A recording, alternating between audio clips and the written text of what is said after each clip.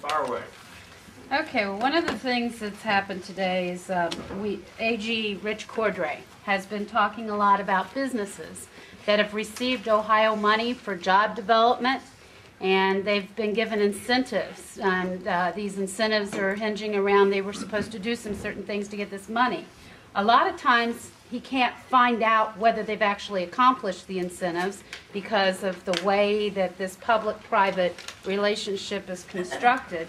But when he can find that, 9% of the businesses did not keep their promises in one way or another. Now he's going back after them, $12 million in loans and grants that were actually, you know, they didn't come up with it. I actually saw the story. See, I don't think that has anything to do with the public-private. Part of what I have to convince you of over the next few years is that government is inherently inefficient.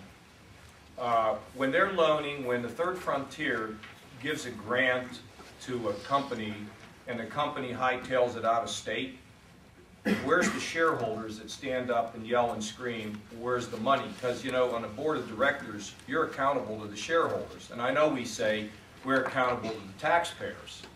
Well, if that's so true, I don't know why we're like 11 trillion in the hole in Washington. The reason why that isn't working is because we had a bunch of bureaucrats who did not keep track of this stuff. Now, am I going to have bureaucrats that don't keep track of stuff and do dumb things? Absolutely. Okay, there's no question it's going to happen, and I'll have to take the heat for it. But if we had had a system, I mean, isn't it just makes your blood boil? Let me give you an example. The Third Frontier, I think, gave $7 million to a battery company in Dayton. The company just shut their doors and went to California, and I don't think a thing was done about it. That's my money in there, you know? I mean, it's infuriating that we didn't have the accountability and that somebody didn't go back to them and do the clawback. Now, I saw the comment that clawbacks have improved and all that. This is what Mark and I and his team, we have to develop this. Because and the other thing is, it's not like build it and they'll come. That's another thing that bothers me as well. We have to make sure that when we give people incentives, they're actually producing what they say as we give them the money. So we have to figure out how to do this. This is awfully complicated. And because we haven't figured it out, we've been getting killed by other states that have figured it out. So I'm right with you on that. I mean, and if there's a way for us to be able to dig in here and to be able to go and get this money back, we'll be on it. Because if there's anything that I get outraged by, it's by people hightailing it off with the public's money. So let me ask you this.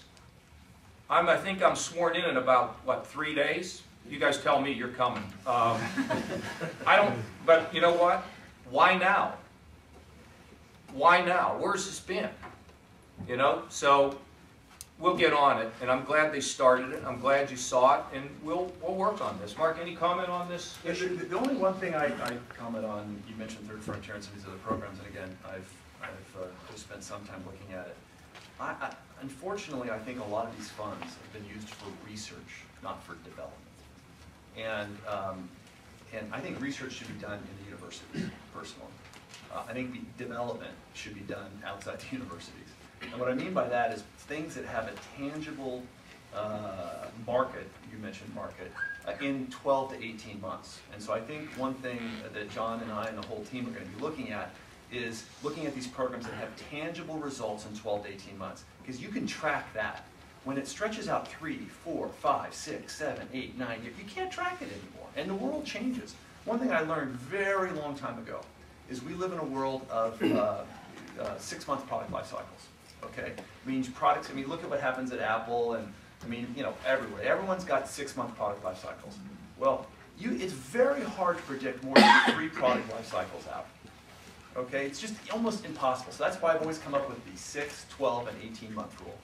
Okay, so if I can help understand that as you develop your companies, folks, that is very, very important. Because if you look too far down the pipe, nothing happens.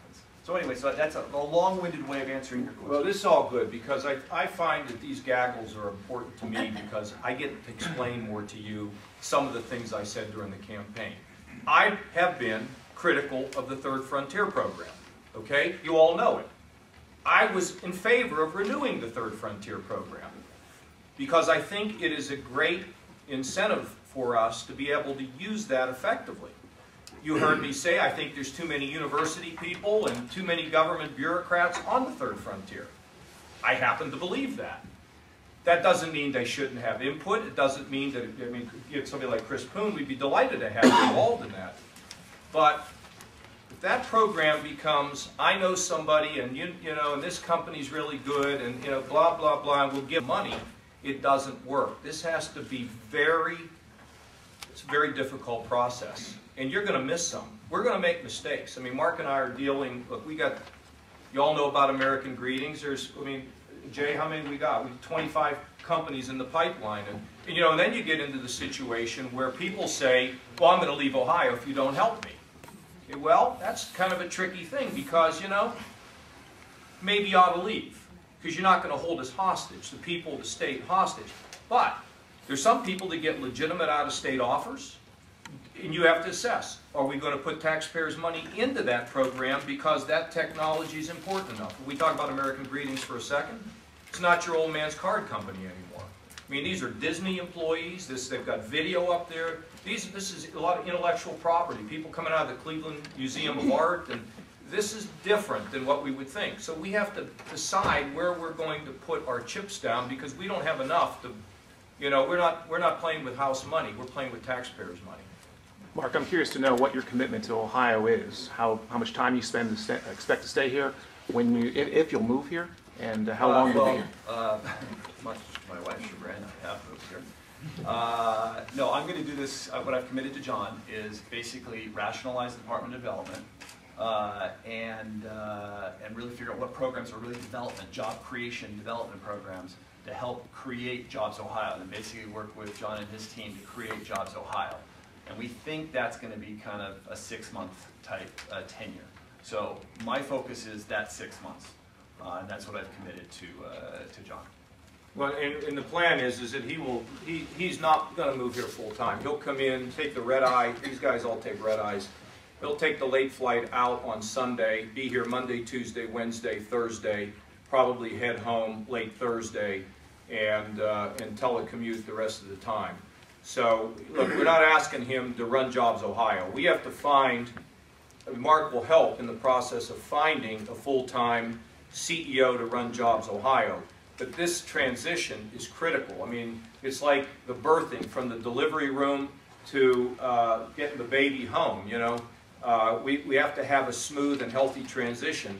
And the other thing is, as we transition, we have to look at all the different programs to figure out whether there's statutory changes needed for some of them, which Mark will do also. Well, he's going to be surrounded by a group of people, including Wayne Struble, who you all know, and Ben, and Jay will probably be involved, and Christy, and so it'll be a collaborative effort, Patrick. Just a little, that's what I've been doing for the last 10 years. That's what a venture capitalist does. A venture capitalist figures out what the market opportunity is, brings the right management team, hires the CEO, hires the management team, and lets them go do their thing. That's really what my profession is, if you will. So that's what John asked me to do, and that's what I'm going to go do. You talked about being excited about the Jobs Ohio idea. Have you seen anything like this anywhere else? Have you ever dealt with anything similar to a Jobs Ohio? Is there a blueprint? The closest one that I know of is actually in Indiana. And I actually have personal experience with it, in the fact that Sequoia and I participated in funding a company called Corvigo a while back. Actually, it was a pretty good return on investment. The company was bought 7 months after we funded it for a nice profit. But they were funded by, folks from Indiana. So Jeff Reedy and his team went back to Indiana and started a new company called Scale Computing. I learned about the company. Jeff said, hey, I'd really like you to work on it. And so he came out to Silicon Valley and said, Jeff, I think what you're doing is really, really, really cool. But I really need you to move to Silicon Valley. And he said, Mark, I can't do it. I can't do it. The Indiana Department of Development's put together a great program for me. I'm next to the right university. Everything is here. I need to stay here.